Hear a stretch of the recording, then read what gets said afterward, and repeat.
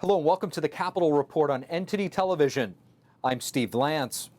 Keep sending aid to Ukraine. That's the message from President Biden and Ukrainian President Volodymyr Zelensky at the United Nations General Assembly. But questions on accountability are mounting over the tens of billions of dollars in American taxpayer money already sent to that nation. NTD's Iris Tao has more from the White House. Addressing world leaders at a UN General Assembly in New York today, President Biden says the future of the U.S. is bound with the world. That's as he calls on other countries to continue backing Ukraine by asking, if you allow Ukraine to be carved up, is the independence of any nation secure? And the Ukrainian president, who stood before the UN General Assembly for the first time after the war began, echoed Biden's message. Ukraine is doing everything to ensure that after Russian aggression, no one in the world will dare to attack any nation. We must be united to make it. But Biden and Zelensky's call for more support for Ukraine at the UN is also directed toward lawmakers here in Washington, D.C., who are growing increasingly polarized over sending more taxpayer money to Ukraine. Providing aid is not just a matter of Ukrainian security, it's a matter of American security. I'm not voting for anything that funds Ukraine. Ukraine has been rocked by a flurry of corruption scandals recently, as all 6 of Ukraine's deputy defense ministers were fired this week following the ousting of its defense minister. And House Speaker Kevin McCarthy, who's going to confront Zelensky later this week, says he has some questions for him. Where's the accountability on the money we already spent? What is the plan for victory? I think that's what the American public wants to know. And President Biden is also meeting with Zelensky this Thursday. And in addition to Ukraine, China was another major topic in Biden's speech. We will push back on aggression and intimidation and defend the rules of the road, from freedom of navigation to overflight to level economic playing field. Biden called out China's human rights abuses, vowed to counter China's aggression, and also promoted initiatives to counter China's debt traps targeting developing countries. But Biden insisted, we are for de-risking, not decoupling with China. But as President Biden lays out his vision on the world stage today, the influence of UN was called into question as all 4 other leaders of the UN Security Council chose not to show up today. They include leaders of Russia, China, France, and the UK. Reporting from the White House, Iris Tao, NTD News.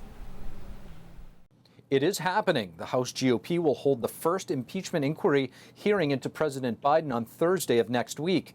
This comes on the heels of Speaker McCarthy directing 3 House committees to kick off the proceedings.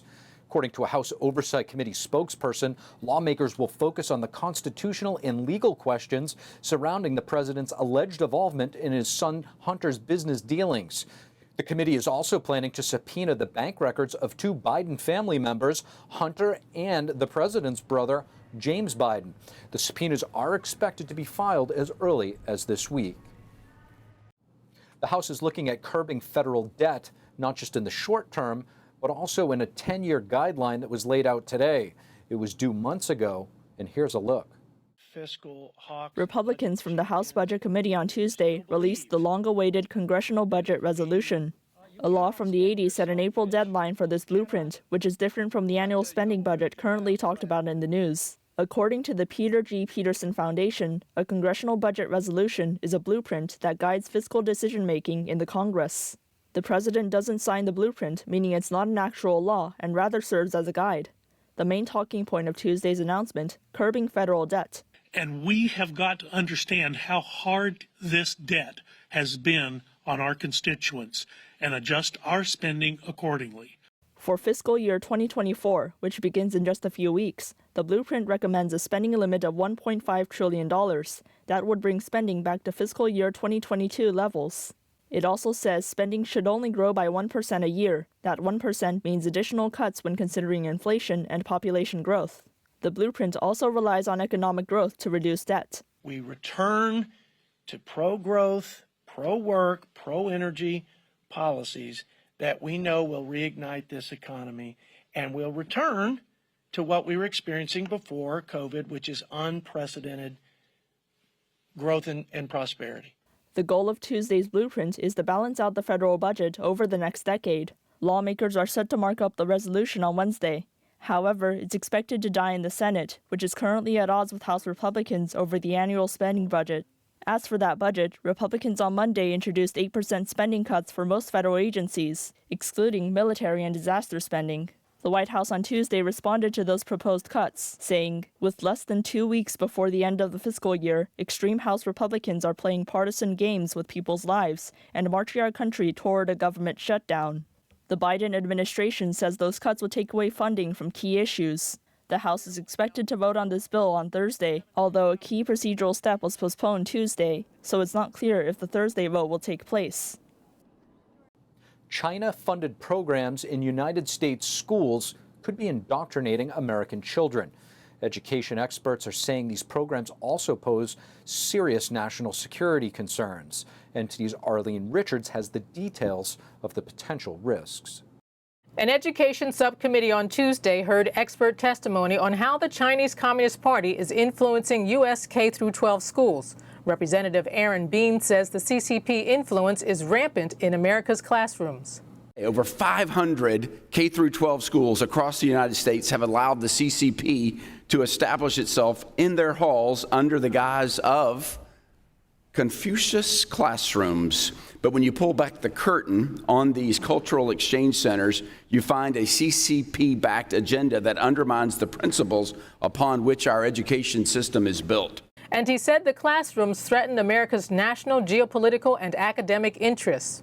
They are explicitly organized by the CCP Politburo to project soft power on American students. A parent advocate said most of these programs went underground during the last administration.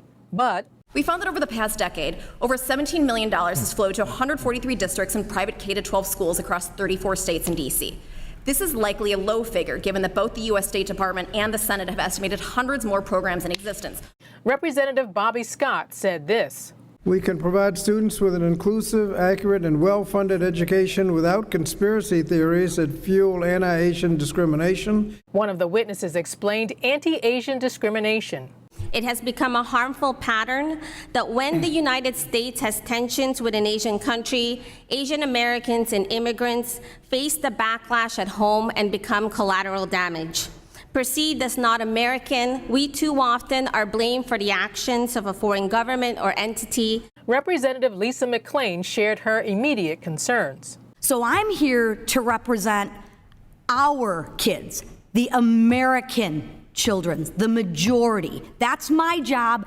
That's what I'm elected to do. After the hearings, Representatives Virginia Fox and Burgess Owens said Americans should be concerned about the CCP.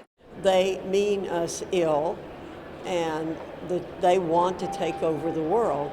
If we have a foreign enemy that literally, through lack of transparency, comes to our classrooms and teaches our kids things that are not true, then that should be a concern to all of us. In closing, Representative Dean said it's important to understand that it's not against the Chinese people, but it's against the aggressive nature of the Chinese Communist Party. Thank you for watching the Capitol Report. If you want to see our full broadcast, check us out at epochtv.com.